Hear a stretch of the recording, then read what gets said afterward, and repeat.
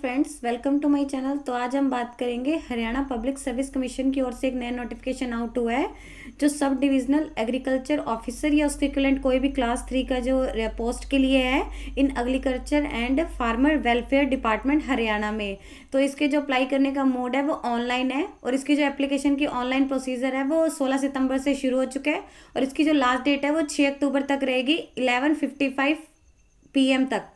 इसकी जो वेबसाइट है ये यहाँ पे आपको मेंशन कर दी गई है, आप एक बार चेक कर लीजिएगा। इसके अलावा यहाँ पे इन्होंने कुछ एलिजिबिलिटी दी हुई है कि आपको जो इसमें ऑनलाइन अप्लाई करने से पहले एक बार अच्छे से जो भी इसके प्रोसेस का क्राइटेरिया एलिजिबिलिटी है उसके एक बार आपने अच्छे से रीड कर लेना है।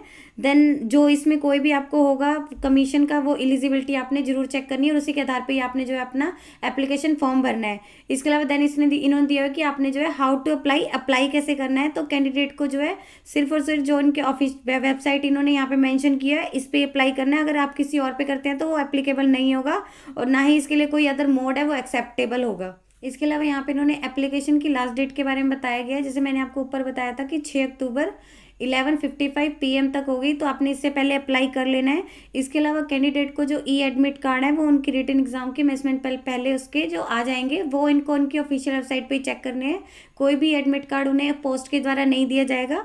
इसके अलावा इन्होंने लिखा हुआ है कि जो भी इसके लिए facilitation counter for the guidance of candidate, यहाँ पे इन्होंने कुछ गाइडेंस के लिए अगर आप इनकेस कोई भी गाइडेंस है इन्फॉर्मेशन है क्लैरिफिकेशन चाहते हैं regarding their application candidate etcetera and तो इन्होंने यहाँ पे एक हेल्पलाइन नंबर दिया हुआ है टेक्निकल के लिए, जो ये आप इस पे कॉल कर सकते हैं। अगर आप हेल्प डेस्क ईमेल आईडी भी दी हुई है आप इस पे भी ईमेल कर सकते हैं ऑन वर्किंग डे, जिसकी जो टाइमिंग रहेगी वो 9 to 6 PM तक रहेगी। मॉर्निंग में 9 और इवनिंग में 6 तक इसकी टाइमिंग रहेगी। इसके अलावा यहाँ पे इन्होंने कुछ कैटेगरी वाइज दी हुई है कि इस पोस्ट में कितनी कितनी वैकेंसी कौन कौन सी कैटेगरी में, जैसे जर्नल में है 24, SC ऑफ हरियाणा में है 1, BC ऑफ हरियाणा में है 1, ESM ऑफ हरियाणा में है 1, ES ऑफ हरियाणा SC में 1 है। इसके अलावा ESC ऑफ हरियाणा जर्नल में 1 है और PWBD of Haryana ortho journal में जो है वो 2 वैकेंसीज है। यहाँ पे इन्होंने ये सारे एब्रीविएशन दिया, आप इन्हें एक बार रीड कर सकते हैं जो भी आपको पोस्ट बनाई है उसके लिए। अब हम बात करेंगे इसके लिए जो एजुकेशनल क्वालिफिकेशन क्या चाहिए आपके लिए। तो इसमें BSc ऑनर्स एग्रीकल्चर या फिर MSc एग्रीकल्चर होना चाहिए फ्रॉम अ रिकॉग्नाइज्ड यूनिवर्सिटी से। इसके अलावा आपको जो है हिंदी और जो संस्कृत सब्जेक्ट होना चाहिए या तो मैट्रिक में या +2 में या BA में या MA में, ये कंपलसरी रहेगा आपका। और हिंदी है जो इसमें कंपलसरी सब्जेक्ट रहेगी आपकी।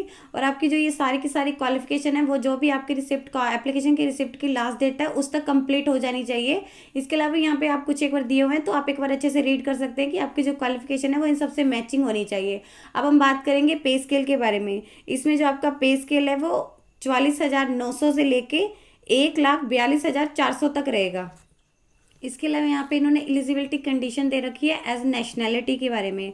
तो यहाँ पे लिखा है कि जो भी कैंडिडेट होगा या तो वो इंडिया का सिटीजन हो या वो नेपाल का हो या वो भूटान का होना चाहिए या फिर एक तिब्बतन रिफ्यूजी भी हो सकता है जो इंडिया में आया हो बिफोर 1 Jan 1962।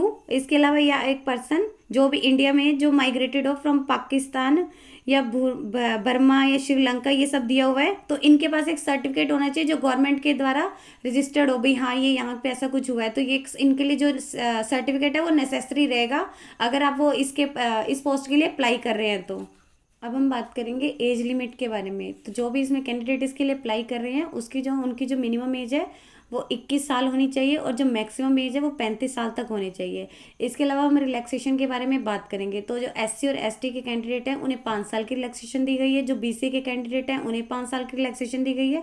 इसके अलावा जो अनमेरिड वुमेन है या कोई विडो और लीगली डिवोर्स्ड वुमेन है जो अभी रीमेरिड जो दोबारा जिन्होंने शादी नहीं की है उन्हें, या इसके अलावा जो wife of military personnel who is disabled while in military service उन्हें 5 साल की रिलैक्सेशन दी गई है। इसके अलावा जो एक्स सर्विसमैन है उन्हें वही होती है to the extent of his military service added by 3 years provided. इसके अलावा जो employ of the department of agriculture या फार्मर या हरियाणा वेलफेयर में है तो उन्हें 10 years की रिलैक्सेशन दी गई है। इसके अलावा जो डिसेबल्ड पर्सन है हु आर कवर्ड अंदर जो भी उन्हें दिए गए हैं उसके अंडर आते हैं तो उन्हें 5 साल की रिलैक्सेशन दी गई है। इसके अलावा उन्हें रिलैक्सेशन दी जाएगी अगर वो SC ST या BC से है तो उन्हें 5 साल की और अधिक रिलैक्सेशन दी जाएगी। अब हम बात करेंगे एविडेंस ऑफ एज के बारे में। तो जो evidence of age as acceptable document होगा आपका मैट्रिकुलेशन सर्टिफिकेट या उसके इक्विवेलेंट कोई भी स्टडी है तो वो आपको एज अ प्रूफ लिया जाएगा, एज के लिए लिया जाएगा, तो वही प्रूफ आपके जो है एविडेंस रहेंगे। अब हम बात करेंगे इसकी फीस के बारे में। एप्लीकेशन फीस क्या रहेगी? तो जो इसकी एप्लीकेशन फीस है वो नेट बैंकिंग, डेबिट कार्ड और क्रेडिट कार्ड के द्वारा ही आप पे कर सकते हैं। और जिसकी फीस की लास्ट डेट है वो 6 अक्टूबर 2021 तक है, 11:55 PM तक रहेगी। तो इसमें जो जनरल कैटेगरी के मेल कैंडिडेट है including dependent son of ex serviceman of Haryana, और इसके अलावा जो भी जनरल के मेल कैंडिडेट हैं या फिर और जो भी अदर स्टेट के आल कैटेगरी के हैं उनकी जो फीस रहेगी वो 1000 रुपीज़ रहेगी, 1000 रुपये रहेगी। इसके अलावा जो जनरल कैटेगरी के फीमेल कैंडिडेट है including female dependent of ESM of Haryana only, इन्होंने स्पेशल लिखा होगा कि सिर्फ हरियाणा के, या फिर for the female candidate of Haryana general and all reserve category of other states की, इनकी जो फीस रहेगी वो 250 रुपीज़ है, 250 रुपया। इसके अलावा यहाँ पे दिया हुआ है जो मेल एंड फीमेल कैंडिडेट है SC BCA BCB ESM categories of Haryana only, इनकी या फिर इकोनॉमिक वीकर सेक्शन में है EWS में, तो उनकी जो फीस है 250 है। और इसके अलावा जो ऑल पर्सन विद डिसेबिलिटीज, जिनकी डिसेबिलिटी है 40% से ज़्यादा है, उन्हें कोई भी फीस पे नहीं करनी है। इसके लिए मैं इन्होंने लिखा हुआ है कि आप अगर एक बार कोई भी फीस पे कर देते हैं तो ना वो रिफंडेबल नहीं रहेगी। अगर आप कहीं आप सोच रहे हैं कि उससे किसी और एग्जाम में आप ट्रांसफ़र नहीं कर सकते, वो नॉन रिफंडेबल रहेगी। इसके अलावा आप ना ही उस फीस को जो आपने एक बार पे कर दिया है तो वो किसी और एग्जाम में आप उसे नहीं यूज़ कर सकते हैं। अब हम बात करेंगे special instructions regarding submission of application form के बारे में। तो फर्स्ट आपका है कि कैंडिडेट को एक बार इसके अच्छे से जो भी इंस्ट्रक्शंस होंगे उन्हें केयरफुली रीड कर लेना है कि वो इसके लिए एलिजिबल भी हैं या नहीं है। और इसके अलावा इन्होंने दिया हुआ है कि अगर आपने एक बार अपना फॉर्म फिल कर लिया है तो एक बार उसके जो भी इसमें फिल किया होगा उसे अच्छे से रीड कर लेना है, और उसका जो एक डॉक्यूमेंट होगा जो प्रिंट आउट होगा वो आपने निकलवा लेना है। देन इन नेक्स्ट दिया हुआ है कि candidate should have fill the while filling the application form, जो उन्होंने फॉर्म फिल किया होगा वो अच्छे से देख के उन्होंने जो भी उसमें लिखा होगा वो फिल करना है, जैसे name, mother name, father name, कुछ भी होगा। अगर एक बार उनका फाइनल फॉर्म सबमिट हो गया तो उसके बाद उसमें कोई भी चेंज नहीं कर सकते। अगर वो चाहते हैं कि चेंज करना तो उन्हें एक फ्रेश एक ऑनलाइन है वो अप्लाई करना होगा उसके लिए। इसके अलावा जो भी इसमें वो भरेंगे, जो भी इसमें डिटेल्स वगैरह भरेंगे तो वो उन्होंने अपने जो भी मैट्रिकुलेशन सर्टिफिकेट में उसके अकॉर्डिंग भरने हैं, और जो भी डॉक्यूमेंट वो उसमें अप्लाई करेंगे जब भी उन्हें बुलाया जाएगा तो वही डॉक्यूमेंट उन्हें लाने, इसलिए वो ध्यान रखें कौन कौन से डॉक्यूमेंट अप्लाई कर रहे हैं। तो इसके अलावा इन्होंने लिखा हुआ है कि अगर कोई भी कैंडिडेट मिस्टेक करता है तो वो कैंडिडेट की रिस्पॉन्सिबल होगी इसके लिए। जब भी आपका जो एप्लीकेशन है वो सबमिट हो जाएगा तो कैंडिडेट को जो एक प्रिंट आउट लेना होगा, उसकी हार्ड कॉपी लेनी होगी, क्योंकि ये जो हार्ड कॉपी है जब भी वो अपने डॉक्यूमेंट वेरिफिकेशन के लिए आएंगे तो ये चाहिए होगी। तो इसके अलावा लिखा हुआ है कि कैंडिडेट ने अगर उसमें कोई भी फुलफिल क्वालिफिकेशन है, एलिजिबिलिटी है, अगर वो उसकी क्लोजिंग डेट के बाद भी वो फिल करता है तो वो एक्सेप्टेबल नहीं होगा। इसके अलावा यहाँ पे इन्होंने कुछ डॉक्यूमेंट दिए हुए हैं जो उन्होंने अपलोड करने हैं जब भी वो अपना एप्लीकेशन फॉर्म फिल करेंगे। तो फर्स्ट यहाँ पे photo duly signed by the candidate, scanned उनकी कॉपी होगी। देन नेक्स्ट है scanned signature of the candidate. Then next है उनकी scanned copy of degree and marksheet of educational qualification.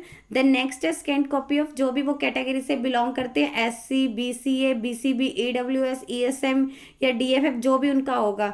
Then next है scanned copy of PWBD certificate, अगर वो PWBD category के लिए भर रहे हैं तो उसका होगा।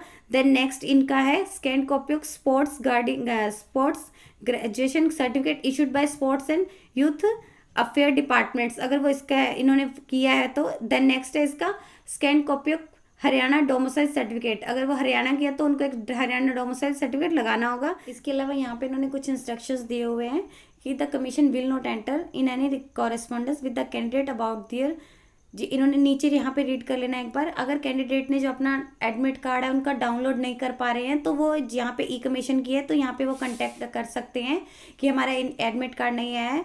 देन अगर वो बाद में करेंगे तो उसके लिए ई कमीशन रिस्पॉन्सिबल नहीं होगा। इसके अलावा जब भी वो इसे अप्लाई करें तो उनका जो ई एडमिट कार्ड है वो अच्छे से एक बार चेक कर ले, उसमें जो उनका नेम वगैरह है वो करेक्ट है।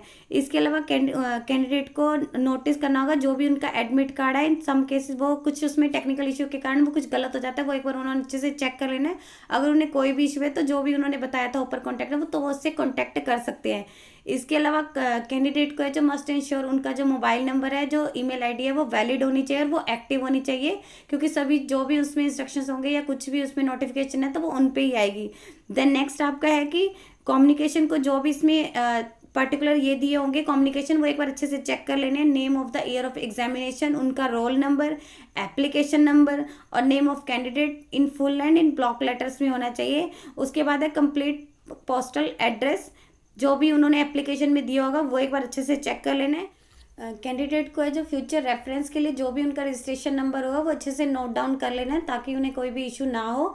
इसके अलावा जो भी इसका फाइनल रिजल्ट होगा कैंडिडेट का जो भी रहेगा इसमें, तो उन्हें थ्रू HPSC वेबसाइट पे दिया जाएगा या फिर उनके न्यूज़पेपर या कहीं पे भी आपको हो सकता है वो वहाँ पे आप चेक करना होगा।